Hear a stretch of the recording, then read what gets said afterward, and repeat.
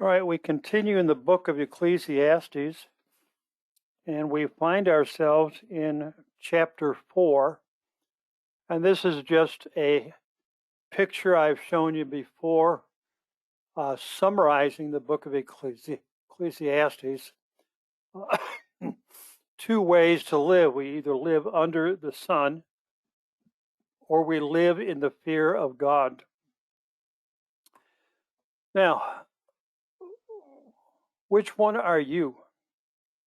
If you take a look at this picture, would you identify with the glass being half empty or the glass being half full? And this is a matter of perspective. A person who views the glass as half empty is a pessimist and a fatalistic person. A person who views the glass as half full is optimistic. And our perspective can be a turning point on how we view life and all of the uncertainties that are thrown our way. Now, with Solomon, he is a half-empty type of guy. Rarely in the 3 chapters that we have studied so far has there been a perspective of the glass being half full. I said rarely. He has done that, I think, once or twice. But for the most part, it's been half empty, and this is validated by the summary of events, projects that he has been involved with. This is chasing after wind. This is vanity. This is emptiness.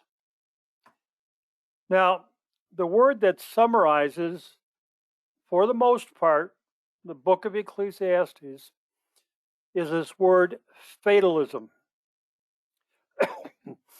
Fatalism.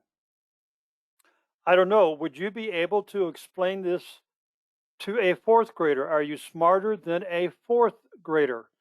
Or would you have to Google it and try to look up the definition? Well, let me offer you a couple of definitions and then 1 or 2 summary statements. Fatalism is the belief that events are fixed in advance so that human beings are powerless to change them. It is a belief that events, whatever they are fixed in advance so that human beings are powerless to change them. Stated differently, fatalism is the attitude that regards social problems as simply inevitable. Whatever social problems you would point to. The current social problem is the coronavirus and the various spin-offs from that. And then the confusion of boosters and who should get them and who shouldn't get them because they don't need them, etc. Fatalism would say that's simply inevitable. What is going to be is going to be. The belief that what will happen has already been decided and cannot be changed. It's already been decided by someone outside of our control. A decision has been made and it's irreversible. It cannot be changed.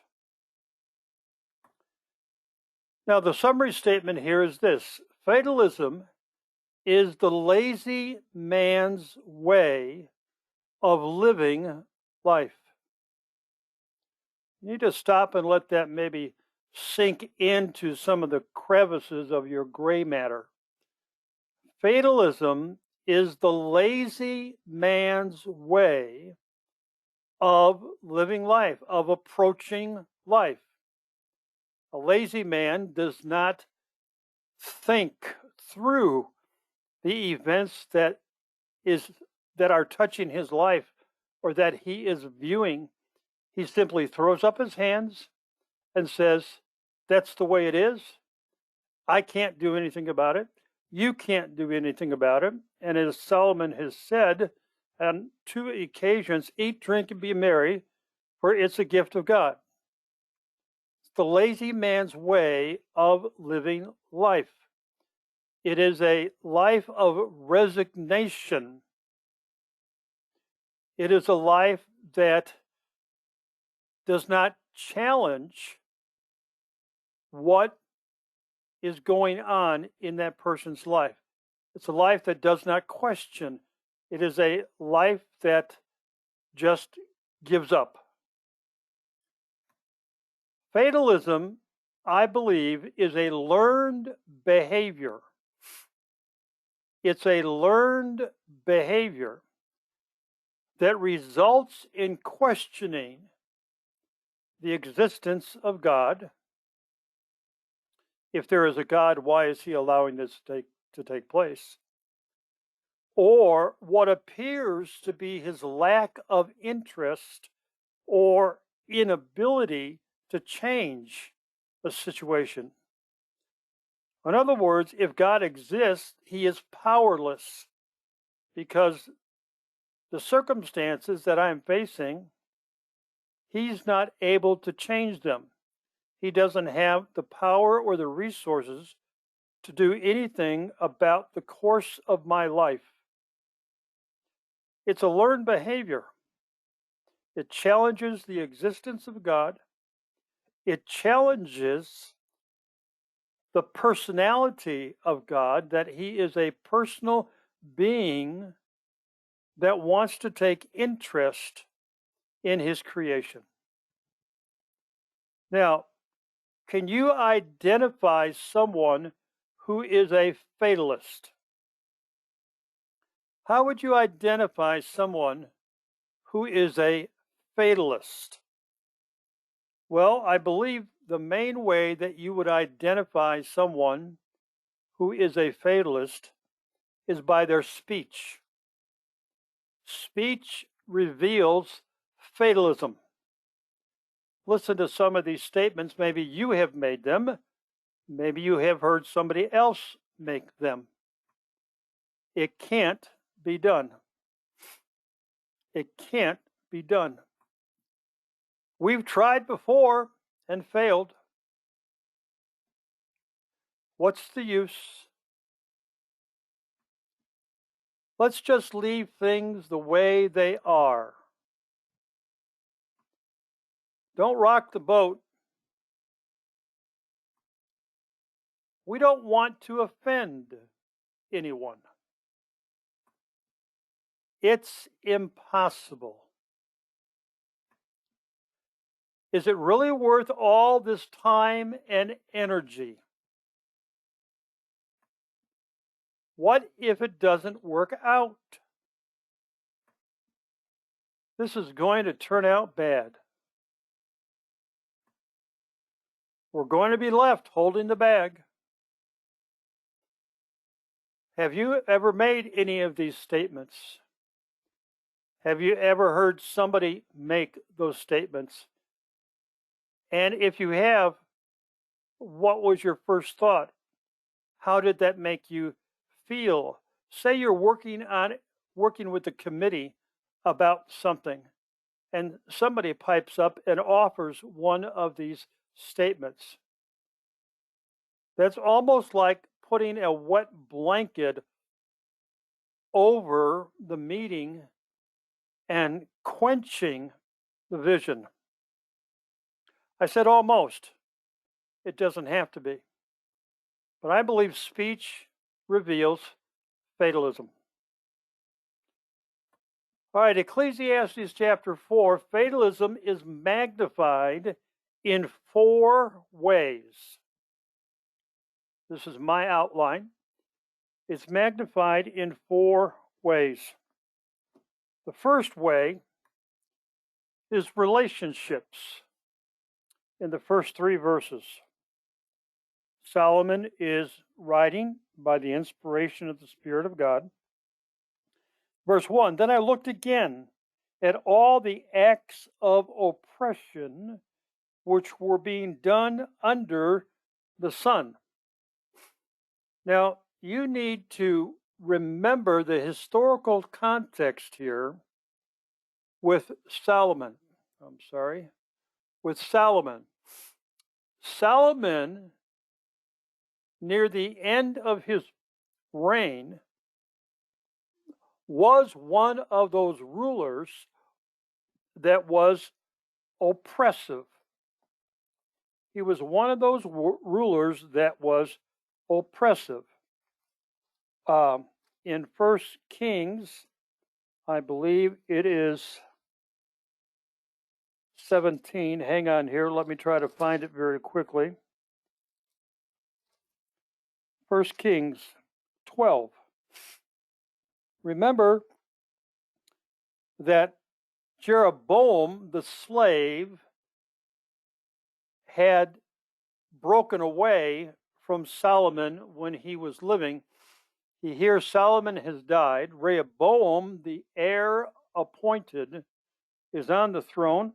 Jeroboam comes back and says, hey, we're willing to serve you, but I want you to notice how he describes Solomon in 1 Kings 12:4. Your father made our yoke hard. Now therefore lighten the hard service of your father and his heavy yoke which he put on us, and we will serve you. Solomon was a part of the oppression. Whether he knew it or not, he was part of being the oppressor. So he says, again, I see all the acts of oppression. Verse 1 continues, and behold, I saw the tears of the oppressed. And he most certainly did with Jeroboam and the others. He had to. So he sees their tears because of the heavy yoke, because of the harsh leadership style and the demands that he was placing upon them. But notice, he says they have no one to comfort them. One of the ministries of a king was to guide and comfort his people. And he is not doing that. He's just adding time and time again onto their heavy burden. Then he goes on to say in verse 1 of chapter 4, and on the side of their oppressors was power. So Solomon had power. Those in his cabinet had power. Others who had bought positions in his kingdom had power. But notice, there was no one to comfort them. There was no one to comfort them. Why would that be? Who is going to come along and comfort the oppressor? You wouldn't want to have anything to do with that person. You would stand back and watch them suffer like you were suffering under their oppression. So the bottom line in the relationships, there is no comfort. Remember, this is under the sun. There is no comfort either for the oppressed or the oppressors.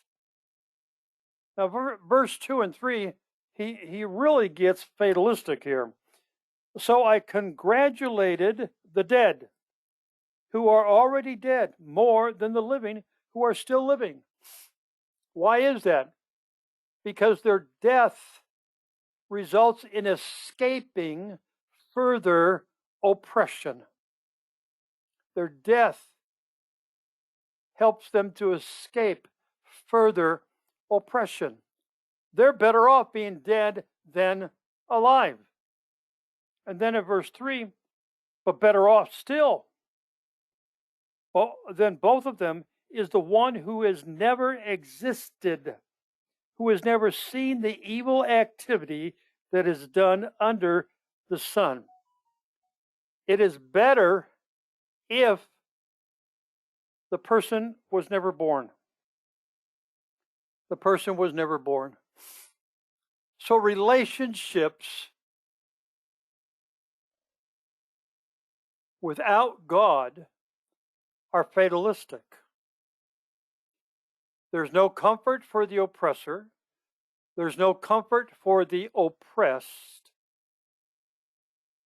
The perspective is you're better off dead than living through another day, week, month, year, decade of oppression. It's better still that you don't procreate and bring a child into the world to experience all the evil. Now remember, this is fatalism at its height and glory under the sun, without God. Then he moves to work. We get it in verse 4. I have seen that every labor and every skill which is done is the result of rivalry between a man and his neighbor. This too is vanity and striving after wind. Now, if you need to, go back to 1 Kings, go back to Ecclesiastes chapter 1, and record all of the different adventures and ventures he was involved with, from gardens to trees to the accumulation of horses and slaves, all that he put his hand to. Here, he is admitting that it was because of rivalry with some unnamed neighbor. And if you remember, the Queen of Sheba came to visit Solomon. And after the visit and seeing all of the works of his hand, she proclaimed that she had never seen such magnitude and expansiveness and richness outside of Solomon's kingdom. In fact, it was so vast that people who described to the Queen of Sheba Solomon's accomplishments paled in communication. They just couldn't capture the essence of what he did. But here, I believe he's saying he was motivated out of envy, out of a rivalry. Verse 5, the fool folds his hands and consumes his own flesh. Now that's a proverb in chapter 6, verse 10, talking about the sloth, talking about a person who is lazy and slothful. So there is a point, Solomon is saying, that somebody has done all of this work motivated out of a rivalry, and once it's been accomplished, they sit back, they cross their arms, they fold their hands, and they find a level of false contentment in their accomplishments. They lower their guard, they are not alert, and the very thing or things that they have worked towards wind up consuming their flesh. Now, that could mean that they have to continue to work so very, very hard to maintain that level that they originally created. Or in the maintenance of that, it takes a physical toll. It says in verse 6, one hand full of rest is better than two fists full of labor and striving after wind. Notice the contrast. You have one hand contrasted with two fists. you have one hand that is at rest. You have two fists that are continuing to fight in their labor, only resulting in chasing after wind. Verse 7 says, Then I looked again at vanity under the sun. Then he says in verse 8, There was a certain man without a dependent, having neither a son nor a brother, yet there was no end to all his labor. So this person never got married. He has no legitimate or illegitimate children. Evidently, the inner circle of his family, and maybe even the extended family, is not present in this man's life. So what is he left with? He is left with his work. He is left with his work.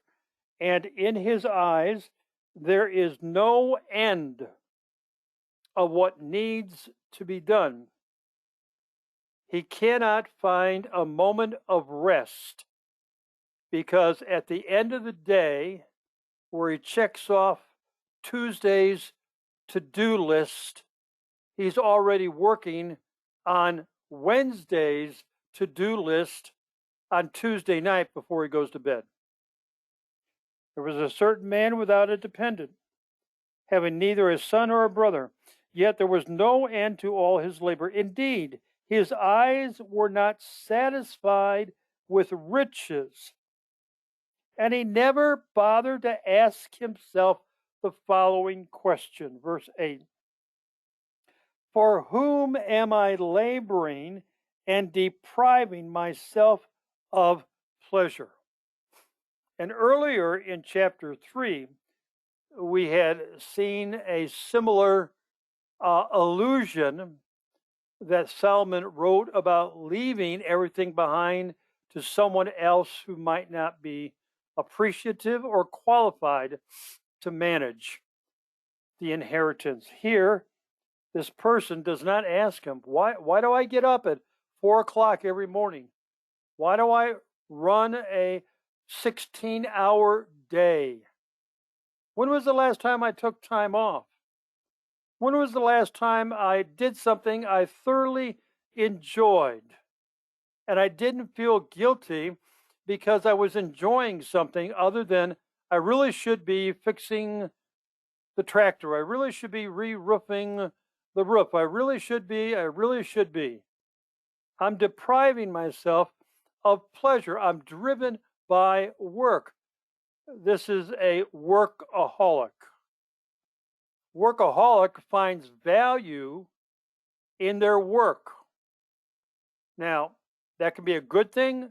Most of the time, it is an ill-advised motivation for work. In fact, the motivation for work is outlined in the book of Genesis, and that is to glorify God in my work and find contentment, find satisfaction. So work is about glorifying God, not accumulation, not about any of the other things, but to glorify God. He says in verse 8, Solomon, this too is vanity, and it is a grievous task. It's a grievous task. There's no end to it. And many times, employers who find a talented, skilled worker oftentimes has an unwielding influence that results in the person becoming a workaholic because they want to please their boss. The boss is handing out a carrot of promotion or advancement. And then in verses 9 to 12, he talks about partners. He says, two are better than one because they have a good return for their labor. And the whole thrust behind these 3 verses here is the importance of teamwork, the importance of a team of partners. Now, one person can do a good job. They might wind up being a workaholic because they're working by themselves, but 2 people have a better return. And he goes on to say in verse 10, for if either of them falls, the one will lift up his companion. But woe to the one who falls when there is not another to lift him up. So here we are working out in the field, and one of the co-workers falls, gets trapped underneath a tree that has been cut down, or attacked by a animal that was hiding in the brush. If he's by himself, he's in desperate straits. But if there are 2 working together, he has a better chance of rescue and survival. Partners. Verse 11 says, furthermore, if 2 lie down together, they keep warm. But how can one be warm alone? When David, in his waning weeks and months of his life, evidently lost a significant amount of weight and could not stay warm. And so they went out and found him a beautiful maiden to be his bed partner. This was not sexual. I don't believe that this was sexual. I think it simply was she cuddling up next to him and him absorbing the heat from her body and being able to relax and be able to enjoy a night's sleep.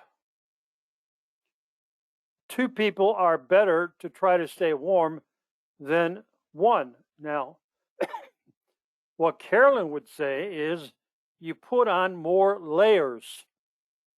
And I am beginning to realize in some aspects I have absorbed part of her lifestyle. At times I could have 3 layers on, if not 4. I bought myself a stocking cap that I wear, okay, and keep the heat in my head. She would tell me, put a blanket around you or put on your hat or whatever. And I would just, no, I'm a man. And by George, I'm beginning to realize the benefit of covering up this little dome on top of my head, and having multiple covers on at night.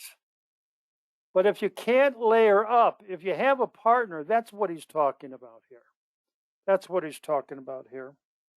And verse 12 says, if one can overpower him who is alone, 2 can resist him. So instead of fighting the battle yourself, if there's a partner, you are able to resist in a greater way.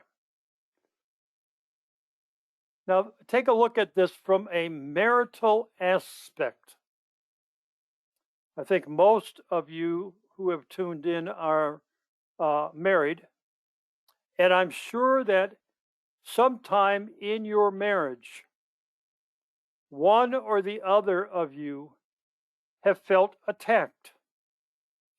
Whatever the circumstances might be, you felt attacked.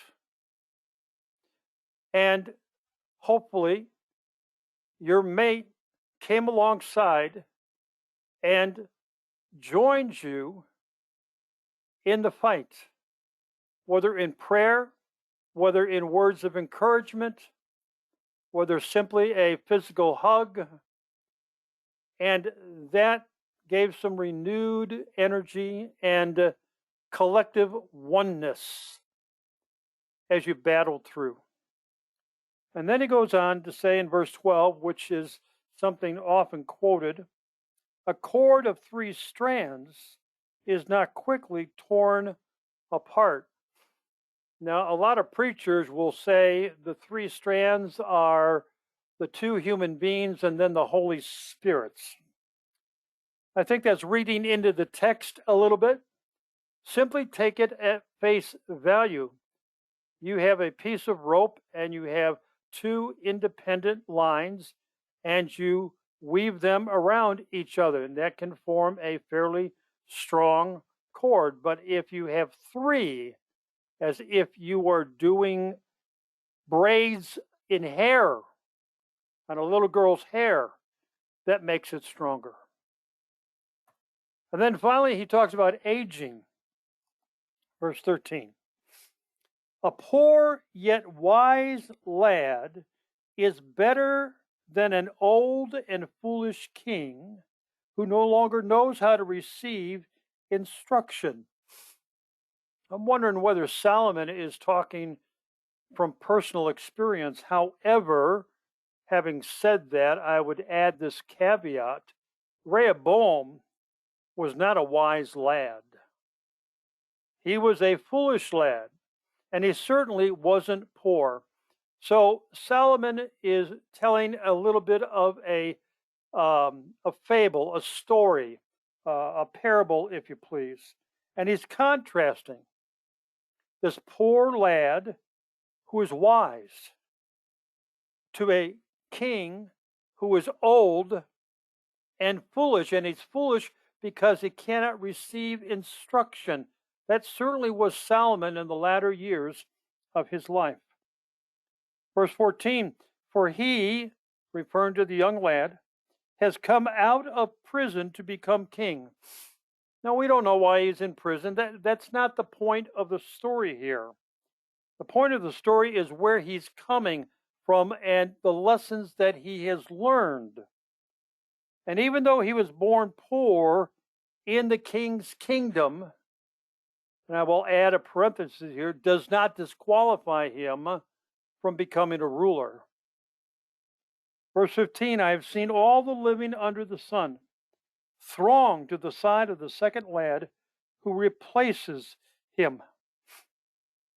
So the first lad rises up to leadership, and then there is a second lad rising up, and the people transfer their loyalty from the first lad to the second lad. And verse 16 says, there is no end to all the people, to all who were before them, and even the ones who will come later will not be happy with him, for this too is vanity and striving after wind. I think in some senses Solomon is talking about popularity contests, if you please. And remember how the people transferred their loyalty from King David to Absalom, because he ran on a false platform. If I was king, I will give you justice. And of course, he was quite the strapping looking young man. But popularity wanes. Somebody better looking coming along. Somebody who has a more expansive platform. Somebody who knows how to articulate in a more persuasive way to tickle the ears of the hearer. Popularity is fickle. It can be swayed. What comes to my mind is in 1 Corinthians, where Paul, writing to the church at Corinth, begins to chew them out because they were pointing to personalities. Some of you say that you're of Apollos. Some of you say that you are of Peter. Some of you are even so bold that you are of Christ. The point in any of those people that they point to is not the person, but the work of the person. Because Paul says, if Christ is preached, then I'm satisfied.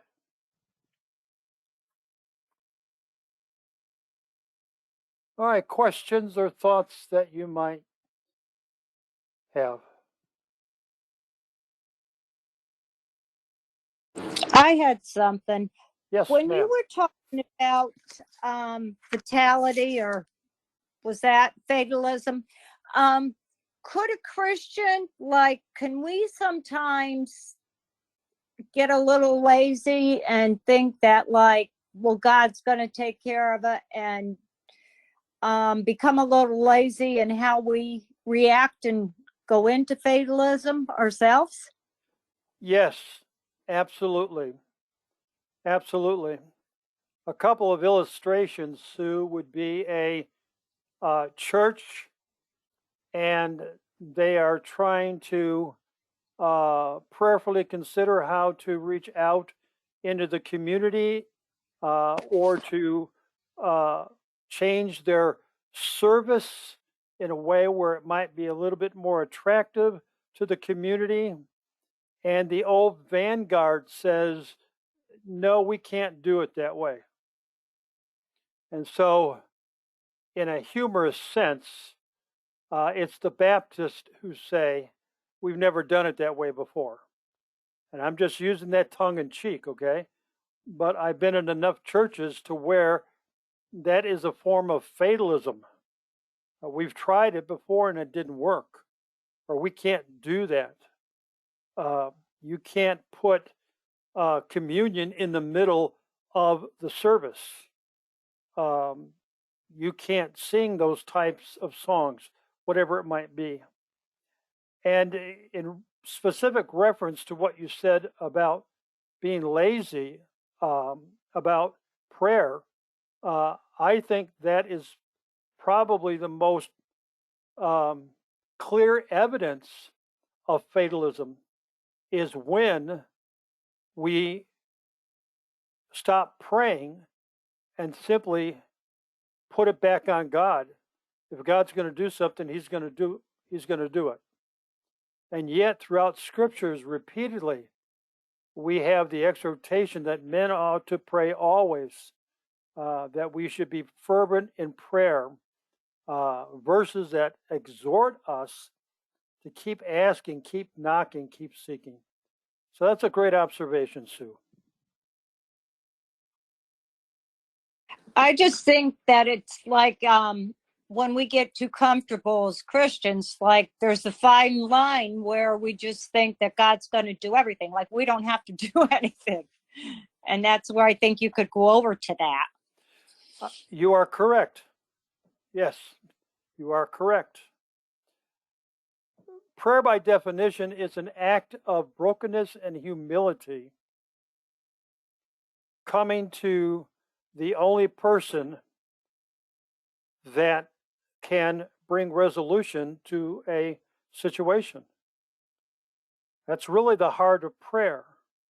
It's brokenness and humility, coming to God, believing He is the only one that can do what we need to have done about that situation. Now, that doesn't mean let go and let God. That is a false doctrine.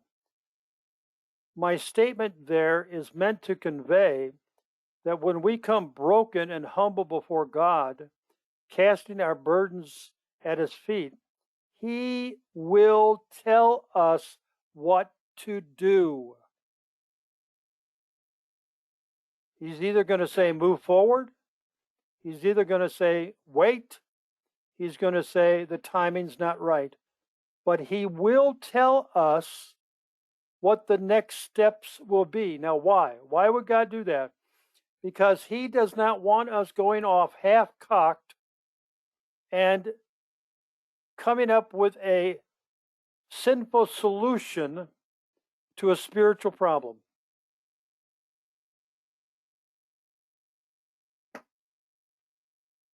Good thoughts, Miss Saxer. Thank you. Anybody else?